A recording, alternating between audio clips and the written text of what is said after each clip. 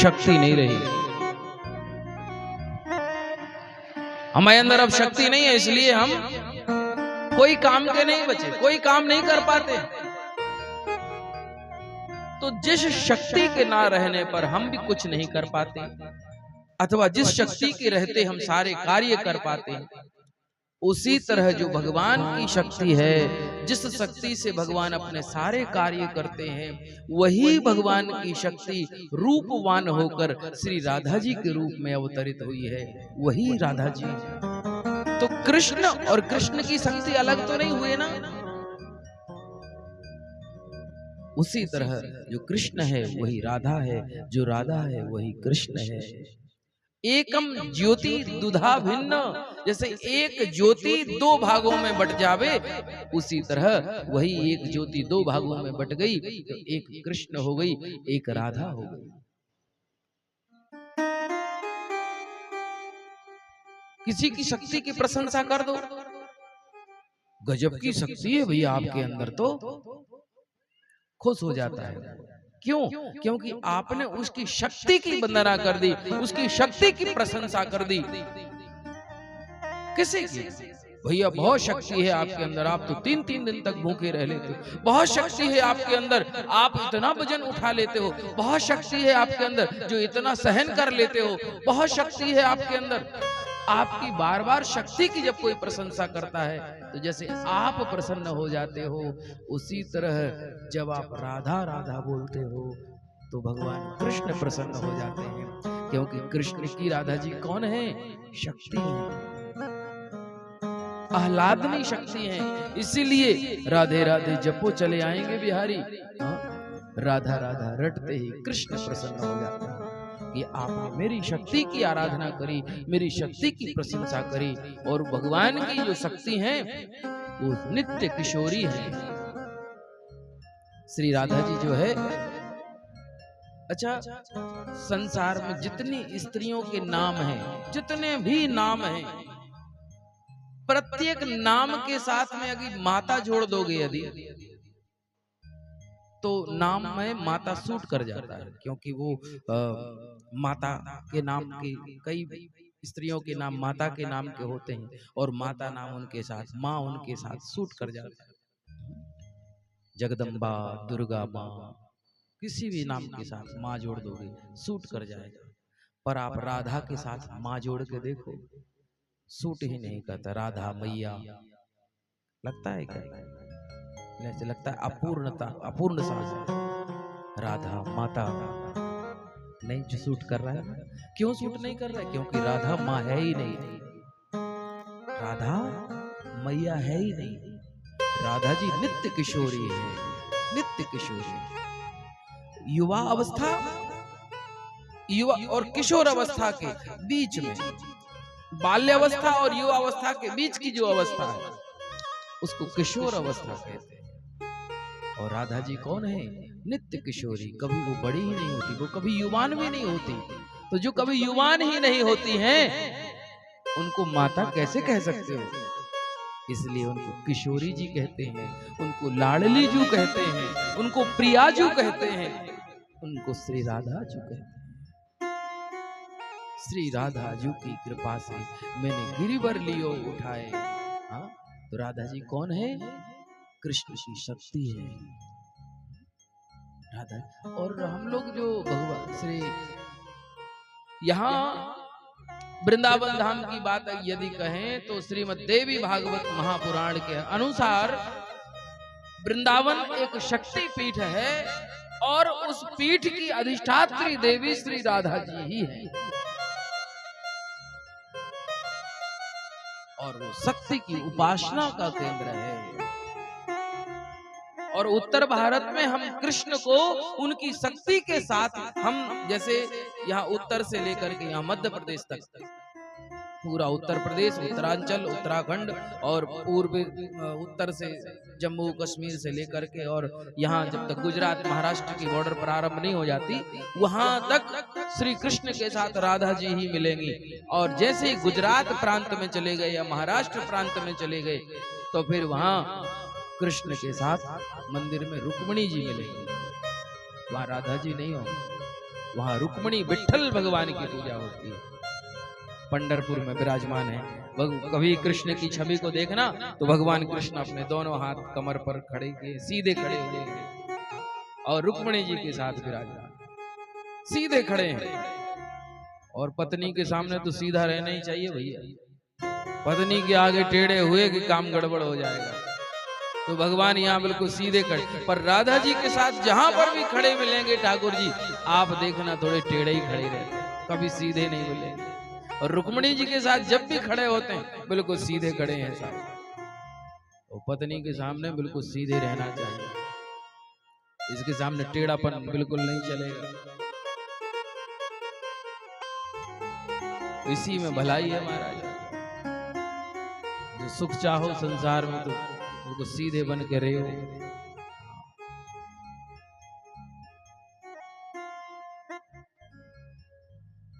और हमारे यहाँ सीधेपन को कुछ और ही कहते हैं, मूर्ख को भी कहते बहुत सीधा है मूर्ख। वो पत्नी डायरेक्ट पति को मूर्ख नहीं कह सकती किसी से, ये मूर्ख हैं एक नंबर के, वज्र मूर्ख, कुछ नहीं जानते। तो शॉर्ट फॉर्म में कहते ये थोड़े सीधे हैं हमारे पति देव। अब समझ जाओगा, सीधे कह दिया ना तो क्या कहना चाहती देवी जी, थोड़े सीधे हैं जी हमारे, कुछ एकदम से मूर्ख नहीं कह भाई, सीधे कुछ कहते नहीं।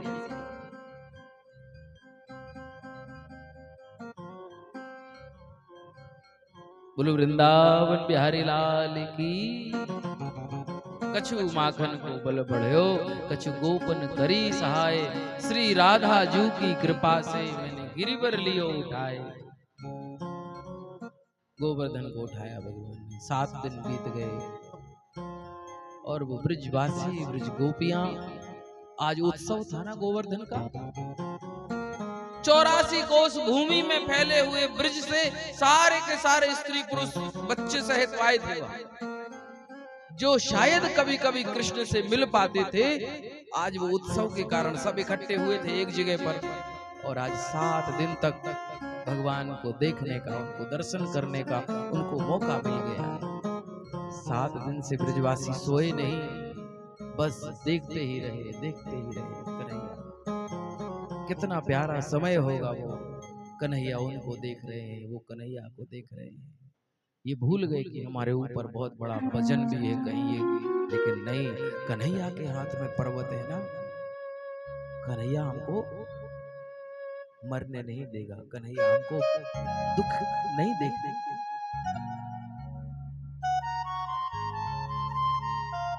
हमारा सहारा देने वाले के हाथ यदि बहुत मजबूत है तो फिर व्यक्ति भय से मुक्त हो जाता है।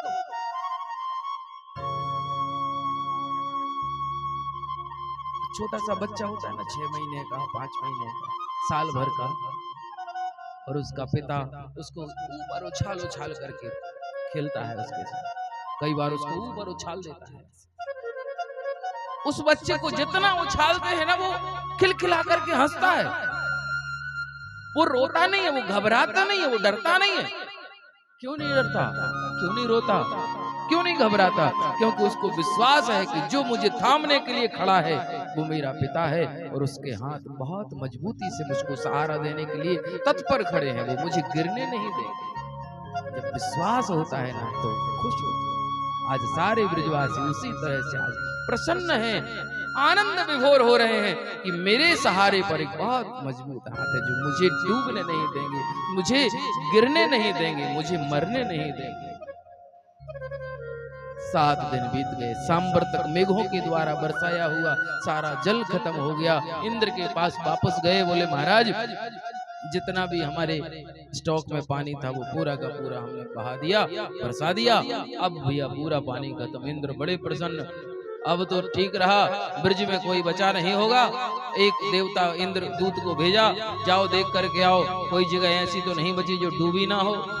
और वो देख करके गया और वापस हो जा करके कहा महाराज आप डूबने की बात कर रहे हो, वहां तो धूल उड़ रही है, वहां कुछ नहीं पानी गिरा है, पानी नहीं गिरा है। इंद्र को आश्चर्य लगा। 7 दिन 7 रात्रि तक लगातार सांबर तक मेघों ने मूसलाधार बारिश करी। मूसलाधार बारिश समझते हैं?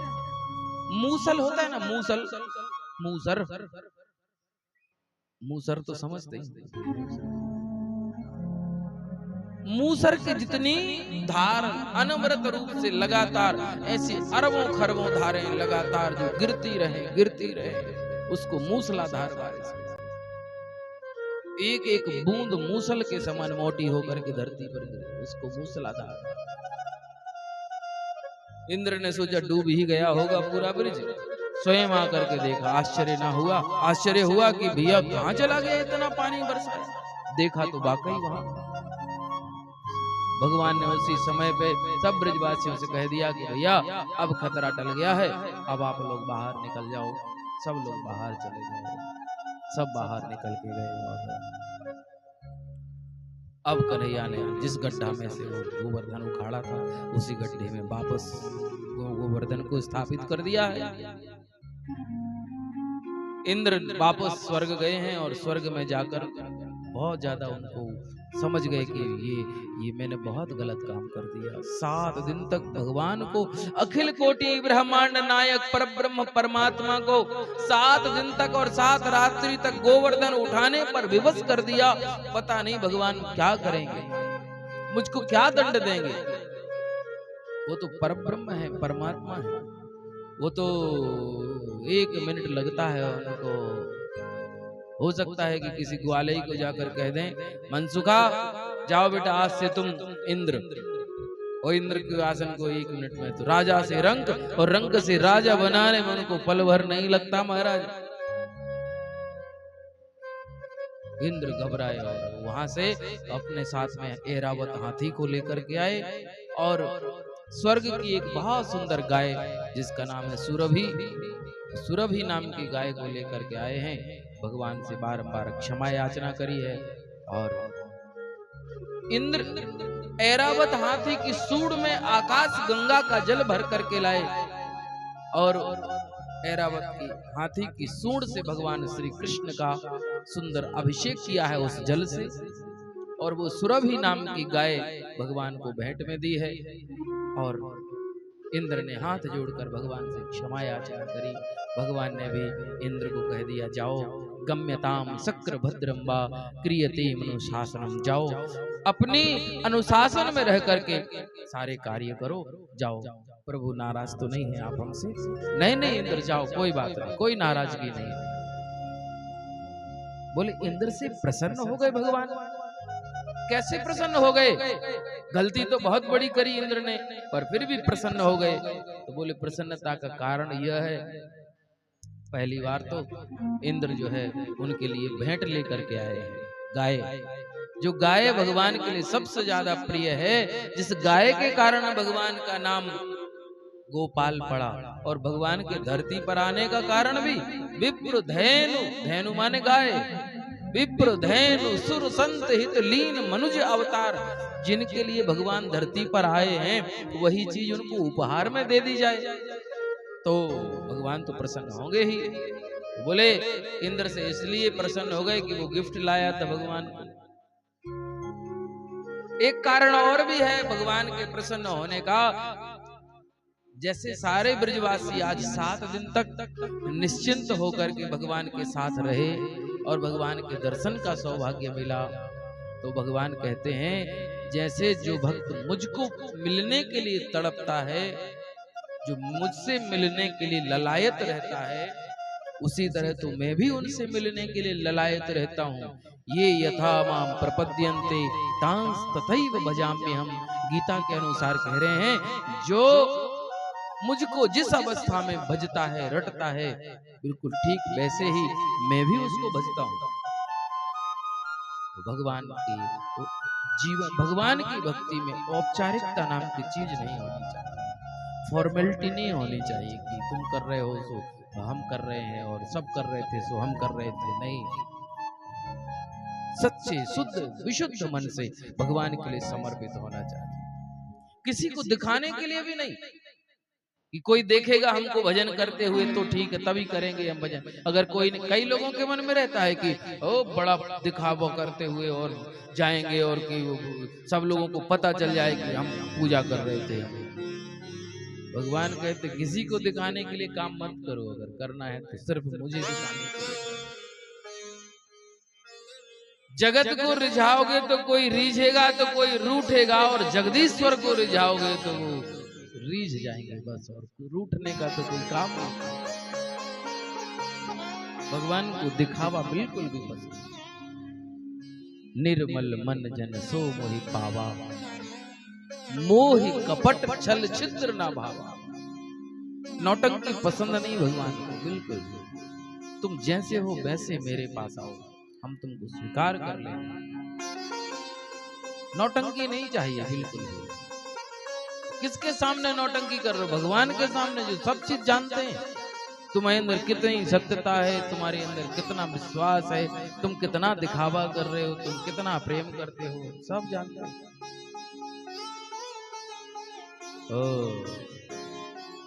कोई भूखा तड़पता रहे कि भैया हमको रोटी दे दो, बड़ी कृपा हो जाएगी, और तुमने उसको तो रोटी भी ना दी, और अपना नाम लिखवा लिखवा करके पत्थर पर मंदिरों में मार्बल लगवाओगे कि वहां पर मंदिरों में जाकर के चंदा दे करके आओगे, मंदिर में पंखा दान दोगे, उसमें तीनों पंखड़ियों पर अपने खानदान भर का नाम लिखवा दोगे, भगवान खुश हो जाएंगे?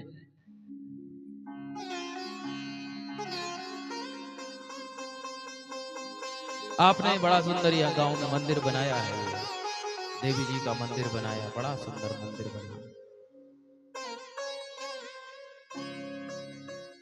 किसने बनाया ये मंदिर? कोई देवता आए थे मंदिर बनाने? नहीं। कौन आए थे मंदिर बनाने? मजदूर, मिस्त्री, उन्होंने मंदिर बनाया। मजदूर मिस्त्री कौन थे? मनुष्य थे। और फिर यहाँ भगवती दुर्गा जी का विग्रह रखा हुआ है, आज उनका सहस्त्राभिषेक हुआ। उस मूर्ति को किसने बनाया? देवताओं ने? किसने बनाया? मनुष्य ने बनाया। और यहाँ पर उनकी प्रतिष्ठा के लिए पंडित जी लोग आए हैं सब, हम सब लोग उसी के लिए आए हैं। कौन है हम लोग? मनुष्य। एक मनुष्य के द्वारा मंदिर बनाया गया, एक मनुष्य के द्वारा मूर्ति बनाई गई, एक मनुष्य के द्वारा उसमें प्राण प्रतिष्ठा करी गई, और उसको मंदिर में पधरा दिया, और उस प्रतिमा को, उस मूर्ति को भगवान समझ करके और पूजा करने लगे। भगवान को लगता होगा, देखो एक और मूर्तियां भी, ये जो मूर्तियां बैठी हैं, ये इन सबको भी मूर्तियां ही कहते हैं। साधु शाही भाषा में मूर्तियां कहते हैं। साधुओं के पास जाओ तो वहां पर पहुंचे महाराज, संत पूछते कितनी मूर्तियां हो तुम लोग? महाराज हम 10 मूर्तियां आए हैं। 10 मूर्ति कहते हैं। एक बात बताओ, ये संसार एक मंदिर है, इस संसार रूपी मंदिर को किसने बनाया? बताओ। भगवान ने बनाया। हाँ? इन मूर्तियों को किसने बनाया? किसने बनाया? बोल दो। भगवान ने ही बनाया। और इसमें प्राण प्रतिष्ठा किसने करी? भगवान ने ही इसमें प्राण प्रतिष्ठा करी। भगवान ने ही संसार रूपी मंदिर बनाया, भगवान ने इतनी सारी मूर्तियां बनाई, और भगवान ने ही इसमें प्राण प्रतिष्ठा करी। और ये मूर्ति चलती भी है, फिरती भी है, बोलती भी है, आपके सारे काम भी करती है। और भगवान कहते होंगे कि तुम मेरी बनाई प्रतिमाओं को, मेरी बनाई मूर्तियों की निंदा करते हो, उनका अपमान करते हो, और तुम अपने द्वारा बनाई मूर्ति को, जो मेरी ही मूर्ति है, उसको बना करके तुम मंदिर में बिठा करके उसकी पूजा करते हो। लाज नहीं आती तुम्हें? भगवान कहते होंगे कि जब जो मेरी बनाई प्रतिमाएं हैं, तुम उन समस्त प्रतिमाओं का उतना ही आदर करोगे, तो तुम्हें मंदिर में बैठी हुई मेरी जो प्रतिमा है वो प्रसन्न हो जाएगी। यदि तुम संसार में बाहर मेरी बनाई मूर्तियों का अपमान करके, और मेरी मूर्ति जो तुमने स्वयं बनाई है उसके सामने बैठ जाओगे, तो मैं कभी तुमसे प्रसन्न होने वाला नहीं। पराया दर्द अपनाए उसे इंसान कहते हैं, किसी के काम जो आए उसे इंसान कहते हैं।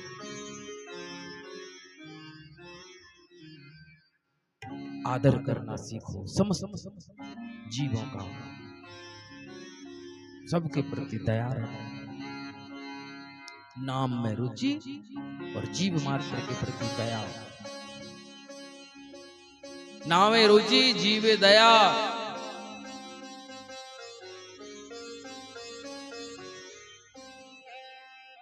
चार वेद 6 शास्त्र में बात मिली है 3।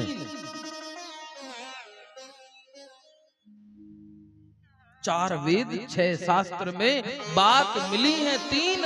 राम हृदय मन में दया और तन सेवा में लीन। कुछ नहीं होगा, एक दिन जीवन जब चिड़िया उड़ जाएगी, प्राण रूपी चिड़िया उड़ जाएगी पिंजड़े से, फिर पुत्र जो इतना प्रेम करने वाला होता है वही जाकर के लूगर लगा देता है और इसकी बहुत दुर्गति हो जाती शरीर की। महाराज जल जाता है, नष्ट हो जाता है। और इसी शरीर से यदि सेवा ना करी तो शरीर के रखने का भी तो जो भी हो सके, जितना भी हो सके मन से तन से सेवा, ये भगवान कृष्ण ने हमको सिखाया। श्री कृष्ण को केवल गैया के चरैया, बंसी के बजैया, माखन के चुरैया केवल इतना ही नहीं समझो। कृष्ण को आदर्श मानो, अनुसारकारी। भगवान कृष्ण क्या करते थे पता है? सब ग्वालों के साथ वन में जाते थे ना, तो सबके घर से कलेवा लेकर के जाते थे रास्ते के भोजन के लिए। दोपहर में भोजन करेंगे किसी पेड़ के नीचे बैठकर, तो भगवान क्या करते थे?